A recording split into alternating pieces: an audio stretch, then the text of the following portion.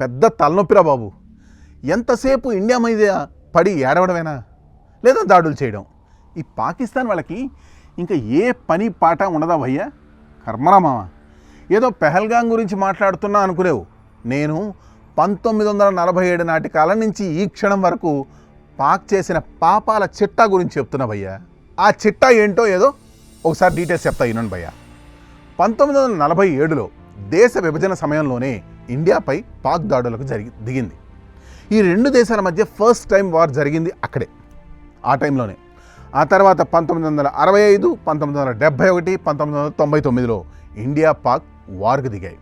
ప్రతి యుద్ధంలో వేల మంది సైనికులు ప్రాణాలు కోల్పోయారు. ఆయుధాలు, లాజిస్టిక్స్, సైనిక శిక్షణకు వేల కోట్లు ఖర్చు అయ్యాయి. మన అభివృద్ధి బదులుగా యుద్ధానికి డబ్బు వెచ్చించాల్సి వచ్చింది. ప్రజల భద్రత మీద భయం పెరిగింది.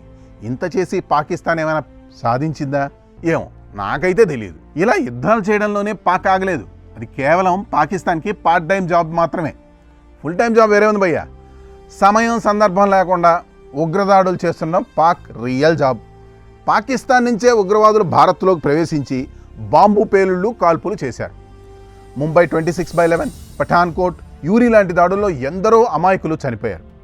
ఈ దాడులు దేశవ్యాప్తంగా భయాన్ని కలిగించాయి. ఈ విషయం మనకందరికీ తెలుసు. భద్రతా వ్యవస్థ పటిష్టం చేయడంలో కోట్లాది రూపాయలు భారత్కు ఖర్చయ్యాయి. పర్యాటక రంగం, పెట్టుబడులు కూడా తగ్గాయి. ప్రజల్లో మానసిక ఒత్తిడి పెరిగిపోయింది. ఇంతటి సైకోతనానికి పాల్పడిన పాక్ని ఏమనాలి బ్రదర్? అటు పాకిస్తాన్ బెదిరింపుల వల్ల భారత్ తన రక్షణ వ్యయాన్ని పదే పదే పెంచుకోవాల్సి వచ్చింది. అత్యాధునిక ఆయుధాలు, రాకెట్లు, యుద్ధ విమానాలు కొనాలంటే చిన్న మాటల బ్రదర్, వేల కోట్లు వెచ్చించాల్సి వస్తుంది.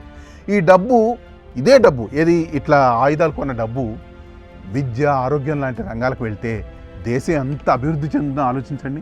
కానీ సైనిక ఖర్చులు ఎక్కువ కావడంతో అభివృద్ధి చాలా బలహీనపడిందనే చెప్పాలి. సామాన్యుడికి ఉపయోగపడే సేవలపై మరింత దృష్టి పెట్టనివ్వకుండా చేసింది పాపాల పాకిస్తాన్. ఇటు కాశ్మీర్ గురించి ఓసారి మాట్లాడుకుందాం.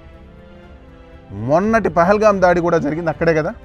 నిజానికి కాశ్మీర్ను పాకిస్తాన్ తనదిగా ప్రకటించుకుంటుంది ఇప్పుడు కూడా. దీంతో అక్కడ ఎప్పటికప్పుడు ఉద్రిక్తతలు ఉంటూనే ఉన్నాయి.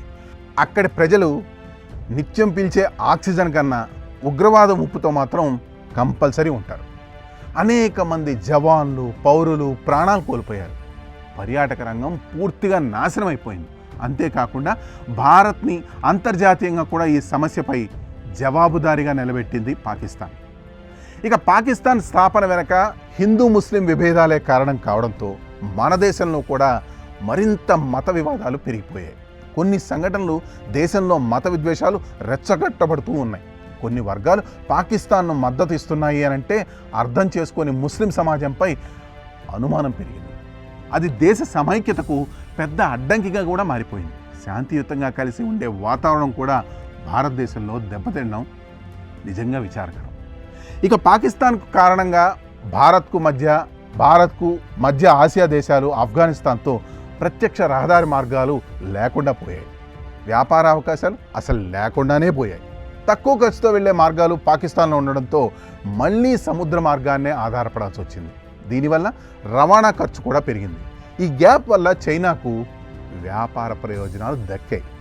ఇక పాకిస్తాన్తో సంబంధాల కారణంగా భారత్ తన విదేశాంగ విధానాన్ని ఎక్కువగా పశ్చిమ సరిహద్దులపై కేంద్రీకరించాల్సి వచ్చింది.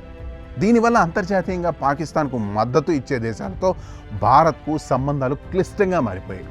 ఇది భారత పరిపాలనా వ్యూహాలను బాగా దెబ్బకొట్టింది. ఎంతసేపు భారత్ను ఏదో విధంగా దెబ్బ చేయాలనే తప్ప తన ఇంటిని చక్కబెట్టుకుందామన్న ఆలోచన కొంచెమైనా లేని కుళ్ళు పాక్ని దాదాపు ప్రపంచ దేశాలన్నీ చీకొడుతున్నా బుద్ధి మాత్రం రావడం లేదు. ఆఖరిగా ఒక్క మాట, మనం మాత్రమే బాగుంటే మన క్షేమంగా ఉండలేం. మన చుట్టూ కూడా బాగుండాలి, అప్పుడే మనం క్షేమం. కానీ పాక్ లాంటి కిమికేటకాలు మన ఇరుగు పొరుగులో ఉన్నంత వరకు మనకు వచ్చిన ఈ తలనొప్పి అలానే ఉంటుంది. కాబట్టి మనం మంచోళ్ళు అయితే కాదు, మన పక్క వాళ్ళు కూడా మంచోళ్ళు అయి ఉండాలి.